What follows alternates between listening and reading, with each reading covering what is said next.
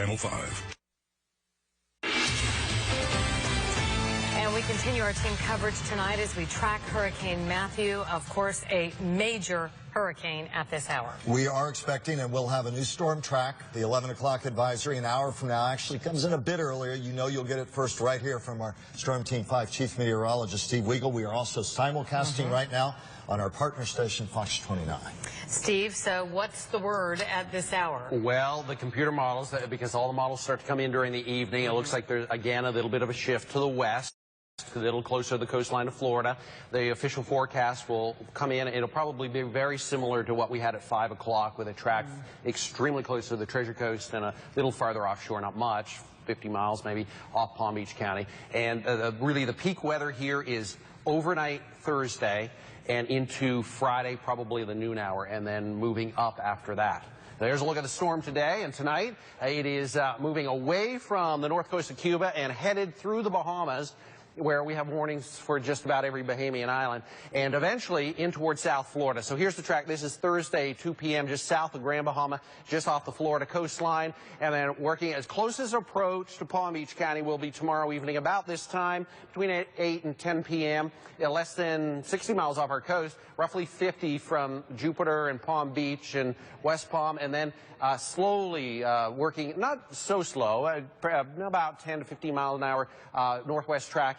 Friday, 2 a.m. off the Treasure Coast, Category 4, 130 miles an hour, and this is roughly 20 to 30 miles off the coast. And keep in mind, don't focus on this. This is an air cone, so again, we could have a track that it makes a landfall into our viewing area, or a track that's a little farther to the east. But we've had 3 successive days now where the tracks have shifted continuously toward the west and closer to our coastline. Now, this track brings a landfall in around the Cape and then wraps this storm back around with a bizarre track that eventually wraps back down toward the southeast. This is the Monday afternoon position, and then eventually brings it back down toward the Bahamas, not the official forecast, but a lot of the good computer models, back into the Bahamas, almost to where it started, and could have an influence on South Florida and the Bahamas weather Tuesday and Wednesday of next week again. We do have hurricane warnings in effect for our area, and the computer model tracks you can see tonight.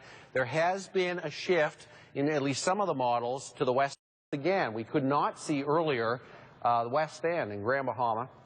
We now can. So some of those models have shifted a little closer to our coastline Thursday night and Friday. Now here's the wind field. If you still haven't made your final preparations for this hurricane, you have a small window tomorrow before tropical storm force winds arrive mid-afternoon on Thursday. Then we get into strong tropical, so 50, 60 mile an hour winds into tomorrow evening. This is early evening, 6:30. They're the hurricane force winds showing up in red. They arrive during the evening, 10 and 11 o'clock.